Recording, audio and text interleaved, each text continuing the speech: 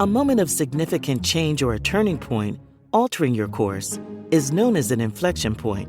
In business, these moments have a significant impact in many ways.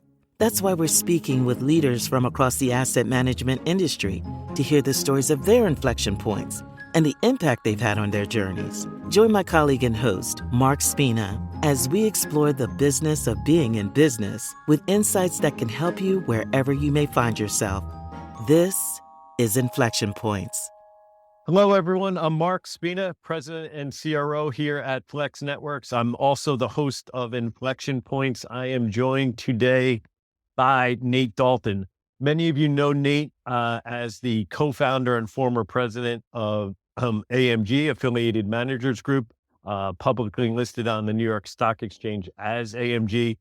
Today, Nate is co-founder and CEO of Sora Union. We're going to hear more about Sora Union and its capability set as part of the conversation.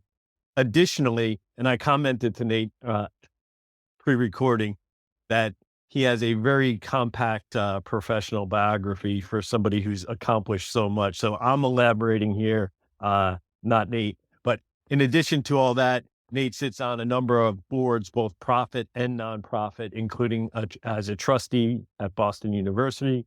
He's on the advisory boards of the Institute for Global Sustainability and Scripps Research. I've had the good fortune of knowing Nate for a number of years, and he currently, additionally, sits on the advisory board for Flex Networks, and we've had a lot of opportunities over recent months and quarters to talk about the business and the evolution in fintech and the world at large. So, Nate, welcome to Inflection Points. Thank you very much, Mark. It is a pleasure to be here, and I'm really looking forward to the conversation. You made me think about inflection points as a way to think about the evolution of a life, and so that was a really interesting thought process when you asked me to join the pod. I'll also say it's been a pleasure spending time with you more recently in my capacity on the advisory board at Flex too. So thank you very much for having me. Awesome. I promised you, Nate, in advance that this would be not a painful experience. And what we found, we were talking again, I don't mind sharing, we were talking pre-recording briefly, that while in some ways intuitive and obvious, most people haven't thought about their lives as a series of inflection points. And it tends to be a real thing though, and not manufactured for production of the podcast. So we're going to see what if any inflection points we could draw out of Mr. Nate Dalton in this process. Once you had me doing it, it's there. You can see it. So yeah. So let's go. I'd like to say probably overdoing this statement somewhat, but I'd like to go in the way back time machine at the early parts of these conversations, Nate. And if you could think back to a formative inflection point, pre-professional, right? Whether friends, family, early schooling, activities and or adventures, you could take your pick amongst those, but any of those or combination of those that stand out as putting you on a trajectory that was later more obvious in life. Yeah, so it's an interesting way to think about it. I think of it as there were pieces and lessons, obviously going all the way back to things that formed me in my early childhood, that ended up being part of that journey. I would say one thing, and I'm going to try to pick some that are maybe a little less traditional. I was raised in part by my grandmother, my mother's mother, who lived with us, and as she was a first generation immigrant, and I think that combination of the perspective that sure she brought in the day to day life when I was a young child, and at the time I really didn't appreciate it, and I assume I can just, there's no language to share, but she was like one of the ballsiest people I've ever met, right? Like that life story her life story was a crazy life story. At 16 by herself, going to come into this country. And that, I would say of the things that are like kind of less traditional, there's plenty of traditional things, but kind of less traditional things that I think were really formative for me. And I'm not sure how much we'll draw all these out. There was a little bit of that mindset that kind of crept in, and it was part of my decision-making process, different places in my life, which again, I didn't realize at the time.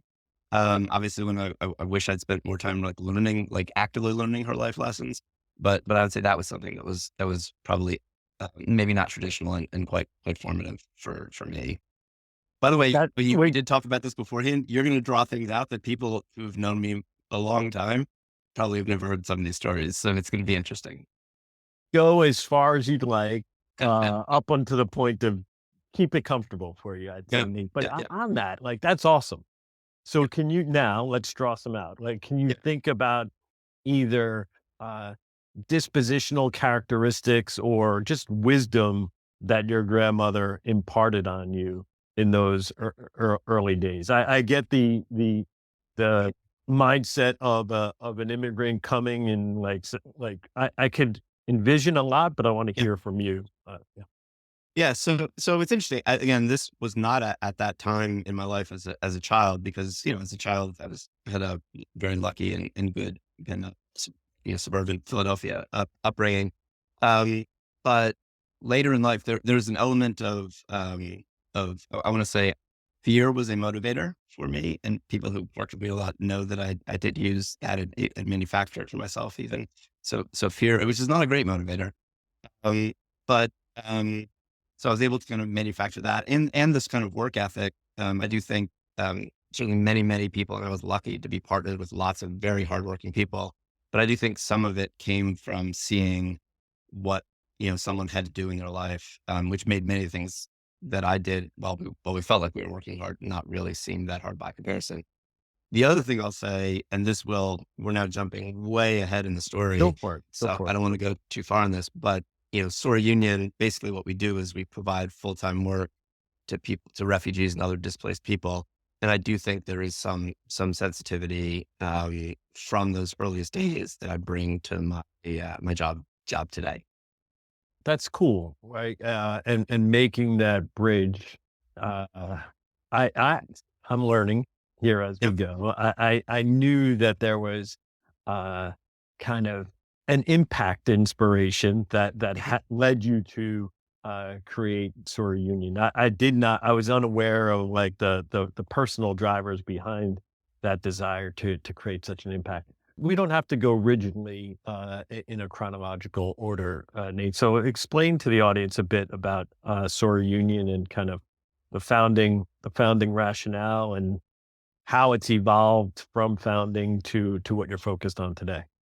Yeah. So let me do a little, maybe to set the stage. And as you said, most people who listen to this pod probably know me from AMG. So maybe what I'll do is Probably. I'll set the stage a little bit with one thing that I worked on kind of after AMG, which is I stood up and you mentioned the Institute for Global Sustainability. It does relate to that. But I stood up a program which is housed at Boston University called IMAP, Impact Measurement and Allocation Program. And what we do there is we're focused on bridging between academia and industry. And really what we're doing is trying to help academics create useful data series that then, the asset management industry and others can use in kind of measuring impact and ultimately making capital allocation decisions, including a set of impacts. So I was doing that work after AMG, and that's how I really sort of got myself into the climate data.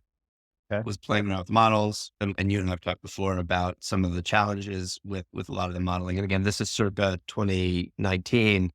Um, the thing that I ended up really focusing on is the impact on people and the Hmm. number of people that I thought were at risk of displacement due to what seems to be happening with climate change, regardless of the costs. And we don't need to get into the politics of it, but that was where I ended up spending a bunch of my time. So that was sort of in my head.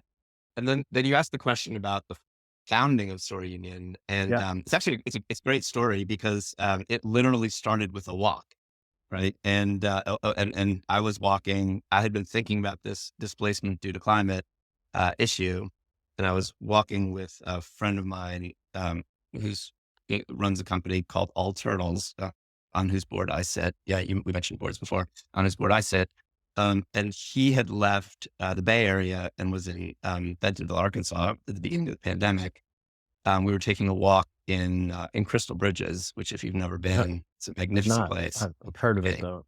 Yeah, it's literally a world class art museum, and not very crowded. And so we're taking a walk, we're talking, and I'm talking about climate change, and he's bringing to the conversation a focus on building tools for distributed work. That was one of the things that they were doing.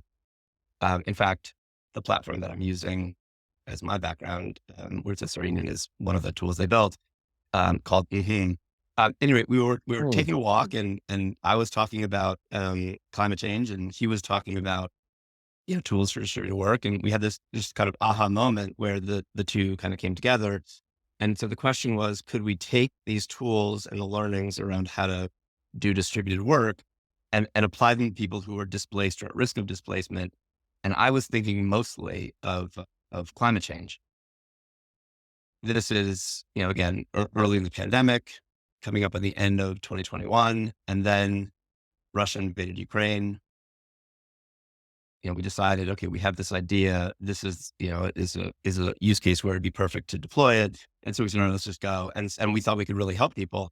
And so we launched Sora Union, built management team. I have two co-founders who you've met. And we launched Sora Union with this idea of providing full-time work to people who are displaced or at high risk of displacement from conflict or climate change. And it started in that moment with, um, folks who are being displaced in Ukraine, as well as refugees. Yeah. And then obviously since then, we're kind of 2 years into the journey, kind of growing the business across a bunch of different service areas. So we'll But to linger. your We'll point, linger. sorry, go Oh, ahead. no, you go. You go. I would say to your point, at the outset, it went very quickly from this intellectual exercise, right, which is data, billions of people that could be displaced, kind of this academic setting where we're reviewing, kind of very large models, to on the ground hiring.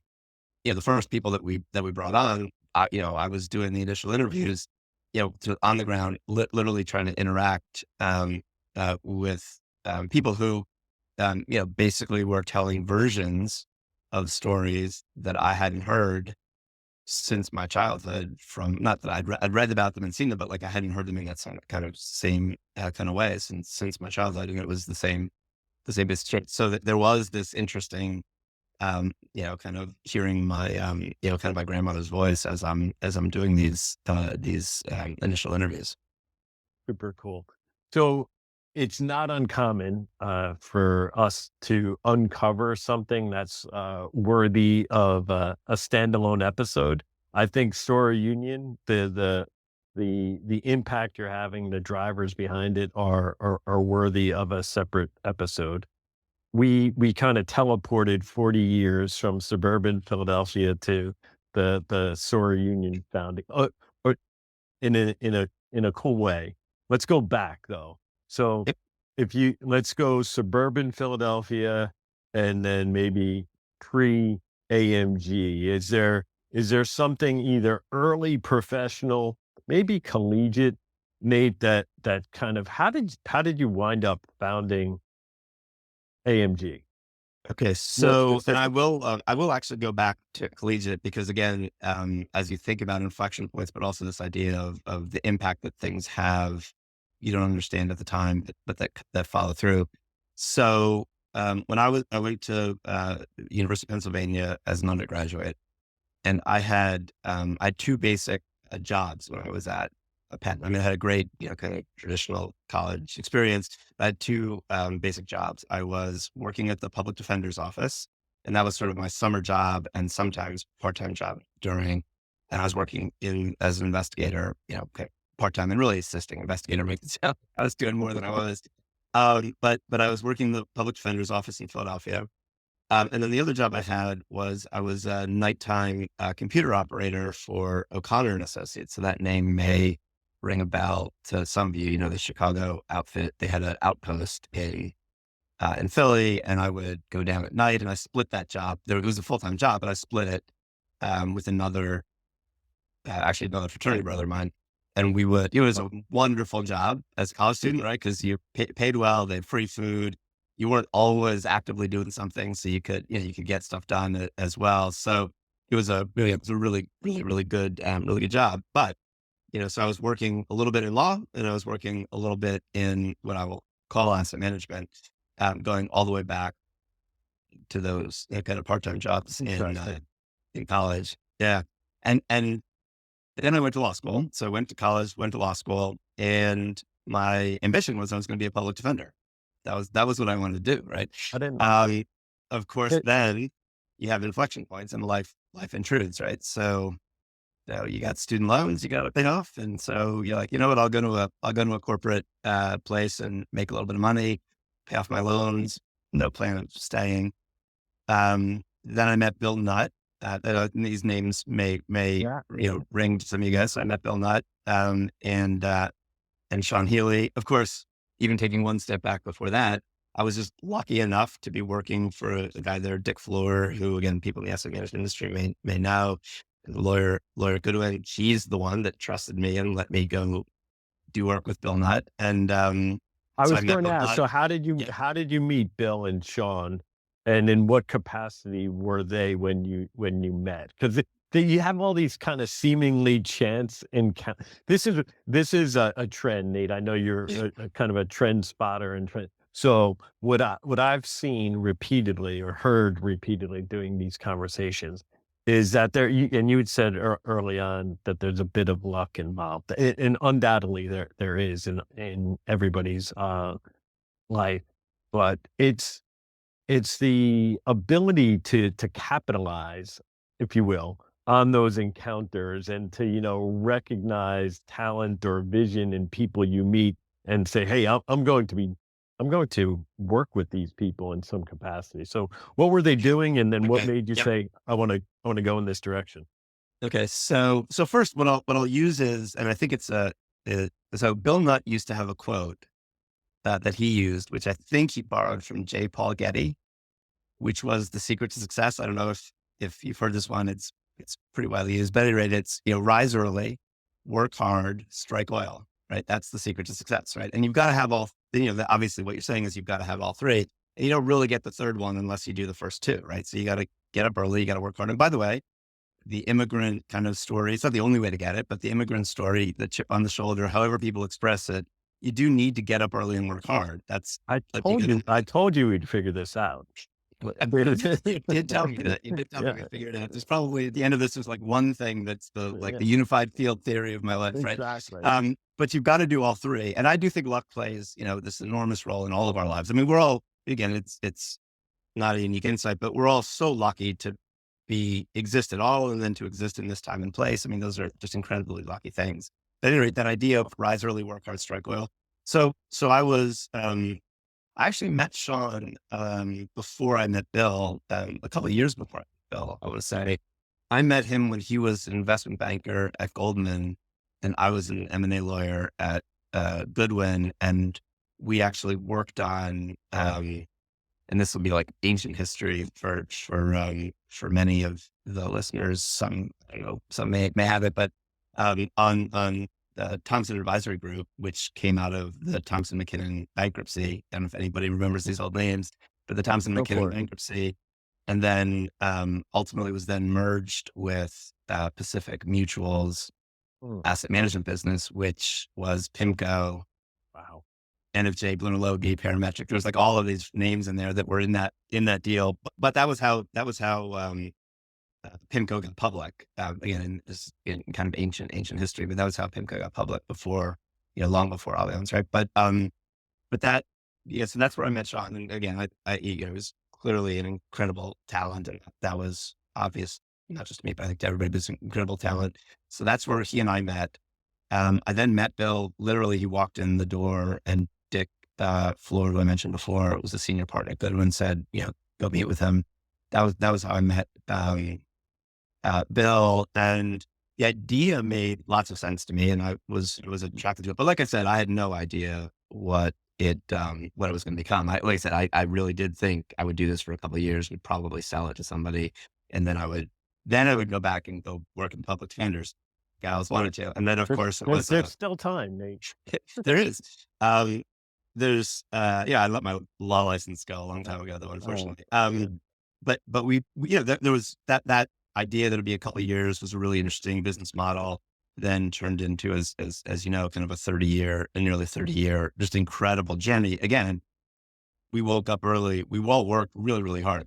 There was like the level of work and dedication, everything from that team was just incredible. But we also got lucky, and we had to have, we did have to have all three of those. I think the names you've mentioned, some will be more or less familiar to parts of the audience. I think everybody will recognize AMG, and I think you may take for granted that what you founded. So let's drill a little bit deeper into what was the idea for AMG? How did it take shape, if you will, and like how close to the idea was the final form? Yeah, final form is a really tricky thing because there never is or was a final form. But I will kind of talk through this Take liberty. answer. Yeah. So, and then like probably like most things of this sort, there was sort of 4 or 5 of us there, and there's more than one story of the founding, but I get to tell it. So this will be my version of it. So. The group that founded AMG, in addition to the team, TA Associates was the initial investor. Some of you will know who they are, kind of a leading private equity firm, and they have one of the leaders, if not the leader, in the asset management kind of PE. Absolutely. So they were the original investor. There was a heavy, and this because it's my version, there was a heavy legal input to it in terms of structuring, because what we were doing was taking this idea of buying boutique asset management firms and taking this next step in alignment. And we really we were a very young team, very, very young. Bill was kind of as I am at Sora Union today, kind of the oldest, but we really focused in on this idea of alignment with the people running the asset management firm. And that was the place that each of you will, who know the story it'll resonate.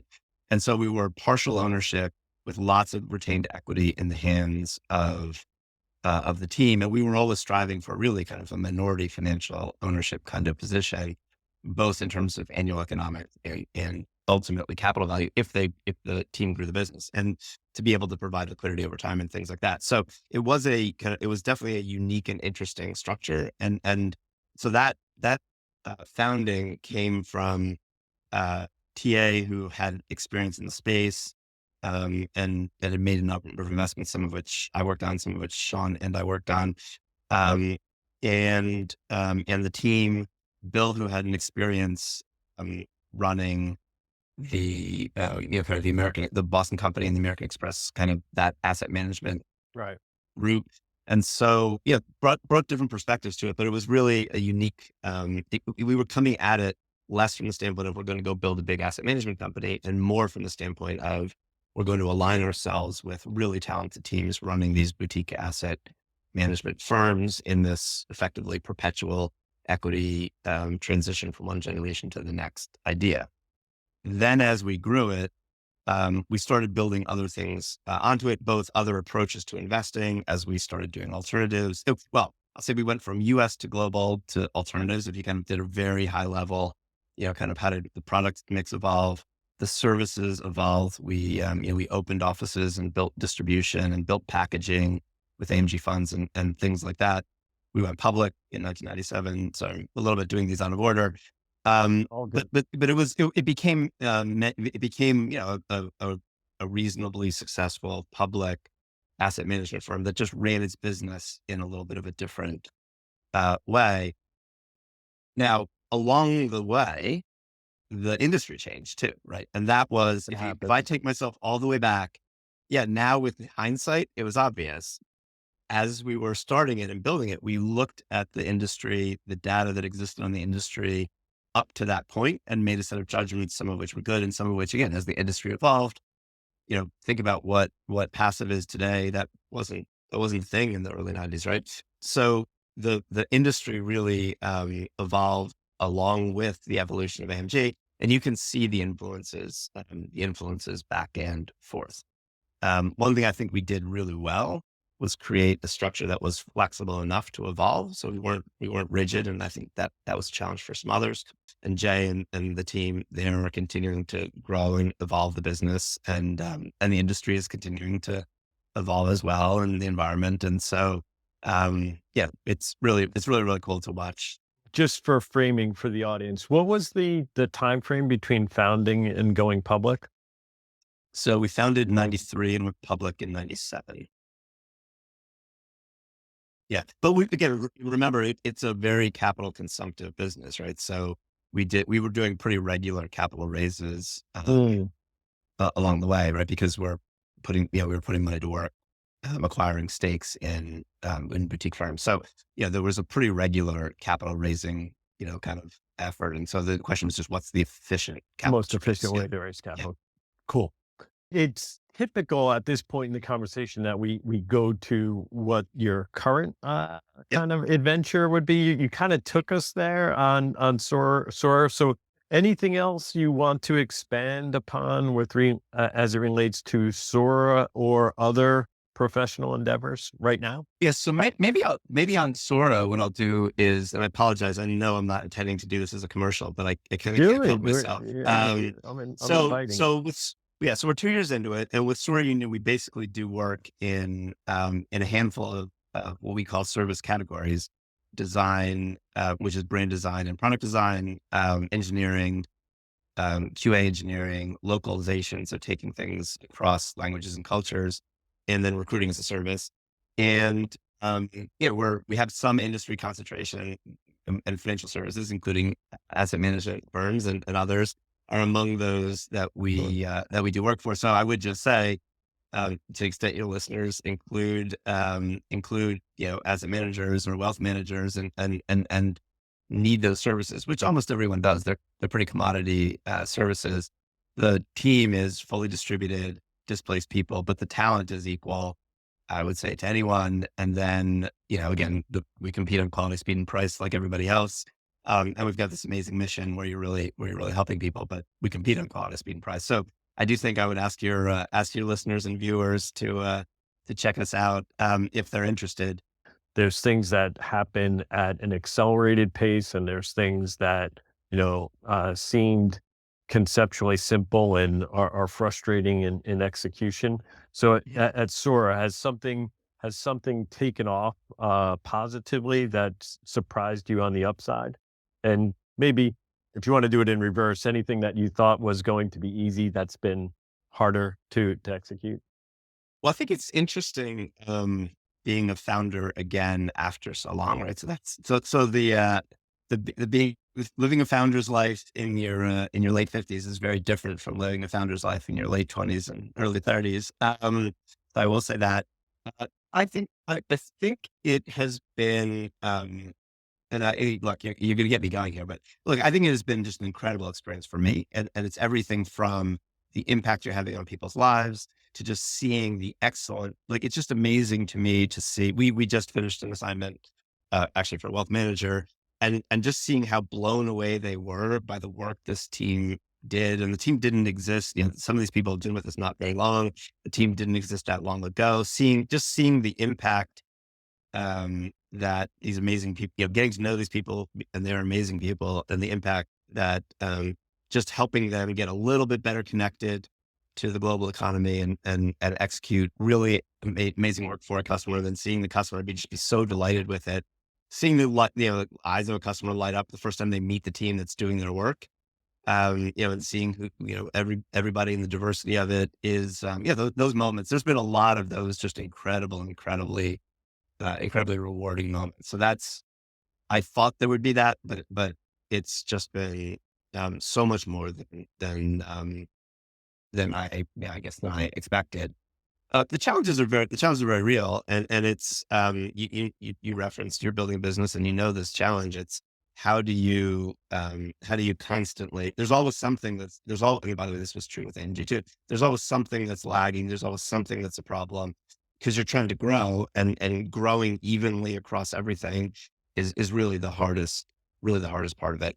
But yeah, but again, it's going really, really well. And we're grateful for, to the extent customers end up listening to this, we're grateful for the opportunity people have kind of given us to prove what we can do. And I think we are proving it. So it's great. No doubt. And in an unplanned and unscripted way, right? I would share with the audience that Flex is a customer of Sora, where we're working across a few different dimensions, and we're looking at additional ways to collaborate. One of the areas where we work together, Nate, on a more sustained basis is around the QA capabilities, and we've been uniformly impressed. So Thank you. well And done. thank you for the business. Yeah. Yeah, it's great to hear. So thank you for that. Let's move outside the professional realm, outside business. And in the intro, you're obviously doing stuff outside the professional space, but you could go as far afield as you'd like in this segment. Nate, are there any ongoing sources of inspiration or motivation that take place outside of professional domain that help you inside the professional domain? And I'd connect it to you're you're you're a late stage founder of sorts, right? Like Mhm. y- Yep. it takes drive, it takes energy. What keeps you going? Yeah. So to me, those are, I will answer both of them, but they're really very different questions. The thing that gives me the most energy is the people at Sora Union. 100%. The energy on this mission, that's the thing that gives me the most drive. I see the impact that we're having at small scale. I see the problem at large scale existing today. There's 120 or so million displaced people in the world today. The listeners might not know that. And there's hundreds of millions at least that are at pretty high risk. And so the seeing the impact at small unit levels and understanding the problem at large scale, that's the thing that gives me the most energy for the mission. Okay, now I'll go answer your other question. And what I'll do is I'm actually going to grab a thread from early on that I didn't pull on, and I'll use that to pull some stuff together. Both my parents were educators. They're both chemistry professors. So very different than anything that I do. But both my parents were educators. And you mentioned in my introduction, I sit on the board of trustees at Boston University. I sit on the board of overseers at Scripps Research, which, for those who don't know it, it's a leading kind of biology, chemistry, and I would say digital health, um, kind of school. And it has graduate students, but not, to work in labs and with just incredible professors doing amazing work, but not undergraduate students. So I'm involved with two very different educational institutions. Um, and I mentioned already that I've been doing some work setting things up at Boston University and engaging with a few things there. So the other thing that I would say is kind of a thread that goes through my life, but also is very important to me today, and that I'm spending a reasonable amount of time on, is education, especially higher education. And this is something that has lots and lots of challenges today in the world. I'm not going to talk about those two institutions, but if you just look at it broadly, what's going on in the world today, both in terms of how quickly the information, knowledge, education needed to have a chance at a successful, I'll say career, but maybe it's even more than that. That ground is changing very rapidly, and there are all sorts of social and other pressures at higher education, especially and this is less at Scripps and more at Boston University, but especially at kind of large universities. And so that's something else that's taking some amount of time. It is very, very interesting. That I think is a place that I'm able to contribute and maybe have a little bit of impact and bring some interesting perspectives coming from the home where that was such a big part of, big part of everyday life. That's my other thread I'll pull through. So let me try and pull one more. And are you trying to create a bridge of any sort between the two areas, like displaced persons and higher education? Not so much. I mean, there are lots of interactions between what I'm doing at universities and what I'm doing at Sora Union. So, for example, Boston University has a Center for Displaced People. There's very interesting work that's coming out of that is helpful to me. You mentioned us in the advisory board of the Institute for Global Sustainability. There's a lot of very interesting work that comes out of that that's informative for the work that I'm doing at Sora Union. So there are lots of links. I think it would be too much to say that I'm trying to create a bridge. But what I will say is this idea of how, as we grow our team, how we continue to provide the opportunity for them to increase their skills, learn new skills, and relevant skills is something we, again, this is down the road, but something that we really aspire to have as a critical part of Sora Union, because this is full-time. This is not a kind of gig platform. This is full-time work for people so they can take their careers with them. And that's the critical part, right? We now have teammates who've been with us for 2 years, and they're growing and evolving and learning, and their fields are growing and evolving. Technology and the tools that are used and all the rest are changing. And so how do we continue to provide educational opportunities?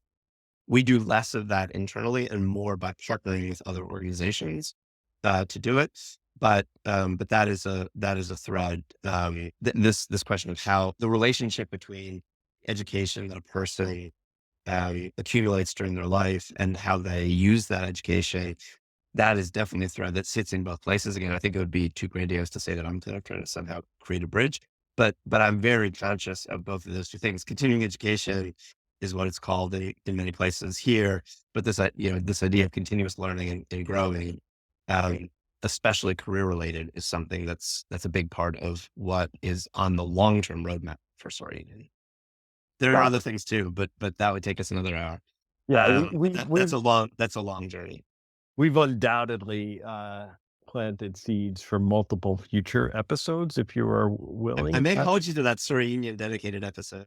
You wrapped up in, I said your bio in the opening kind of reflected a lot of humility. I think that what you're doing, Nate, if not building a bridge, the spark, the linkages, and just the support for this cause that you've undertaken are inspirational. So congratulations to you. Thank you very much. And the one thing I'll end with then there is anybody who wants to, I don't know if you're going to put it in the show notes, but you can put a link to Sora Union in the show notes, and people can go check it out. And happy to answer questions. And again, I think it is one of the most important topics, which is this question of how are we going to accommodate ourselves to this evolving world. I think that's a good point. I think you're not, you are a participatory founder, right? This isn't, you've not just put your name behind something. You're involved. We've worked directly together. I think about it first thing I think about in the mornings, and I think about it when I'm going to sleep. So yeah, no, it's definitely, I'll say it's a labor of love, and it's a really, really, really, I'm grateful for my co-founders, Charlie and Sophia, and I'm grateful for the team. It really is. I've gotten to know just a group of amazing people. So, and I'm grateful for our clients, and obviously you and I touch each other in many different ways in our lives. And part of it is you've trusted us to help you guys build Flex in your journey. And so grateful for that too. Yeah. Brian Moran, our founder here at Flex, and you have had the opportunity to work together, and it's been collaborative, and we're both excited about what comes next. So let's do this. Let's wrap it here, Nate, for today. Thank you very much. At least I want to thank you, Nate Dalton. A big thank you to our listeners for your time, allowing us to occupy and potentially enhance your mind space. We think that both are valuable. We are a work in progress as people and a podcast. If you picked up anything of interest, please subscribe, leave a rating and a review. And until next time, keep looking for and creating your own inflection points. Thank you, Nate. Thank you very much. It's a pleasure to be with you. The information contained in this recording is provided as is for educational and informational purposes only and should not serve as the basis for any trading or investing decisions. Flex Networks makes no representation and disclaims all express, implied, and statutory warranties of any kind to any viewer, listener, or third party. Neither Flex Networks nor any of its affiliates make any endorsement of any particular company, security, product, or financial strategy, and nothing contained in this recording should be construed as investment advice. Investors should undertake their own due diligence and carefully evaluate companies before investing.